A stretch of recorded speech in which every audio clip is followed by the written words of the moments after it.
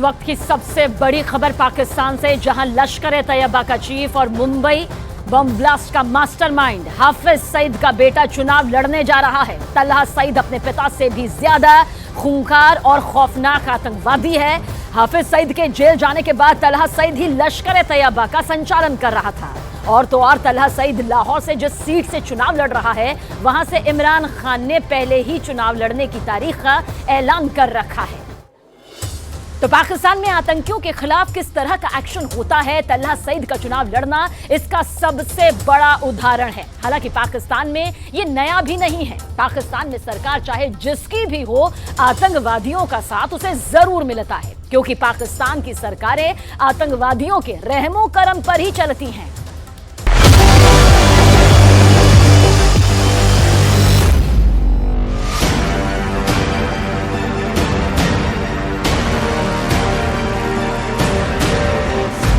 पाकिस्तान की संसद में अब नहीं खुलेगी फाइल। संसद में बैठकर अब आतंकी चलाएंगे गोली।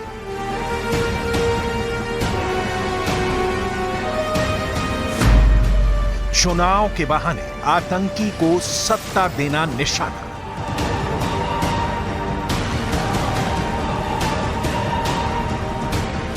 कई मीडिया रिपोर्ट्स में बताया जा रहा है कि ग्लोबल आतंकी हाफिज सईद का बेटा चुनाव लड़ेगा। कहा जा रहा है कि हाफिज सईद के बेटे तलहा सईद ने लाहौर के सीट नंबर NA-122 से नामांकन पत्र भी भर दिया है। आतंकी हाफिज सईद का बेटा तलहा सईद लश्कर-ए-तैयबा में आतंकियों की भर्ती कराने में अहम भूमिका निभाता है। तलहा आतंकी संगठन के लिए फंड जुटाने की भी जिम्मेदारी निभाता है। भारत और अमेरिका ने तलहा को आतंकी सूची में डालने की कोशिश की थी, लेकिन संयुक्त राष्ट्र में चीन ने वीटो पावर का इस्तेमाल करके रुकवा दिया। हाफिज सईद का बेटा तलहा सईद भारत के खिलाफ लगातार जहर उगलता है। तलहा पर भारत और अफगानिस्तान में आतंकी साजिशों को भी अंजाम देने के आरोप लगातार लगते रहे हैं। लेकिन पाकिस्तान का बच्चा बच्चा जानता है कि तलहा सईद कितना क्रूर और खूंखार आतंकी है। कई बातों में अपने बाप हाफिज सईद से भी बड़ा रक्तपात मचाने वाला। हाफिज सईद के जेल जाने के बाद तलहा लश्कर-ए-तैयबा का संचालन कर रहा है। तलहा इसके पहले 2018 में भी चुनाव लड़ चुका है। उस वक्त सरगोधा से तलहा चुनाव मैदान में उतरा था, लेकिन आवाम ने इस आतंकी को घास नहीं डाला। और इस बार जिस लाहौर सीट से तलहा ने नामांकन पत्र भरा है, इस सीट से जेल में बंद पूर्व प्रधानमंत्री इमरान खान के भी चुनाव लड़ने की खबर है। मतलब तलहा सईद की टक्कर अब डायरेक्ट इमरान खान से होगी। और इन सब की तैयारी किसने की है?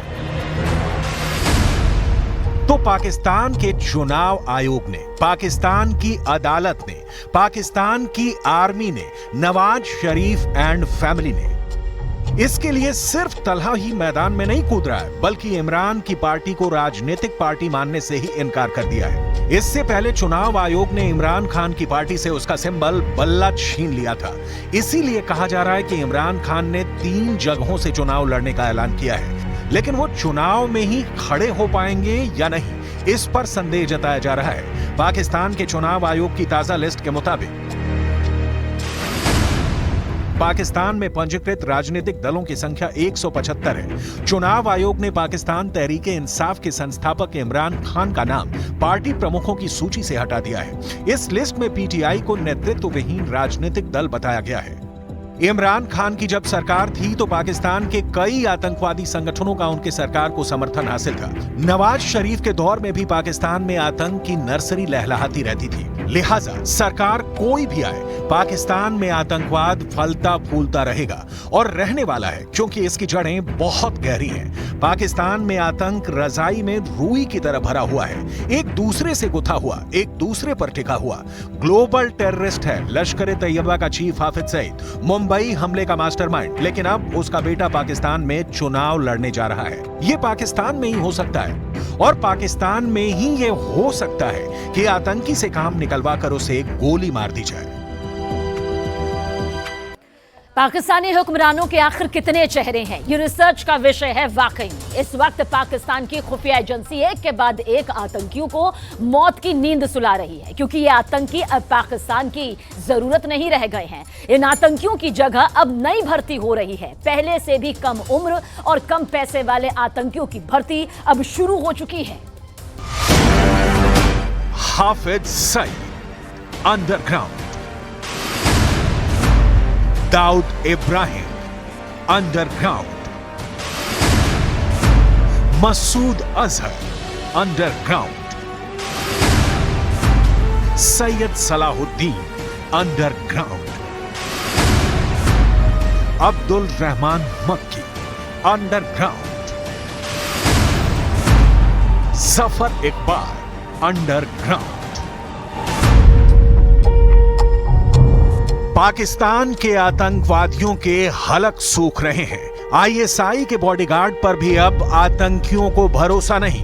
पाकिस्तानी आर्मी के जवानों की पहरेदारी में भी ये खुद को महफूज नहीं समझते। चारों पहर सिर के ऊपर मौत नाच रही है। कोई एक संगठन नहीं, बल्कि पाकिस्तान में जितने भी आतंकी संगठन के सरगना हैं, उनके ज़हन में कत्ल का भय बैठ गया है।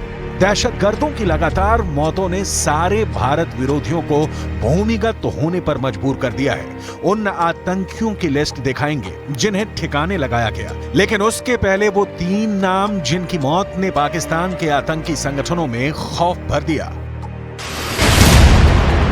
लश्कर-ए-तैयबा का ए ग्रेड आतंकी हबीबुल्लाह उर्फ भोला खान को अज्ञात हमलावरों ने गोली का निशाना बनाया।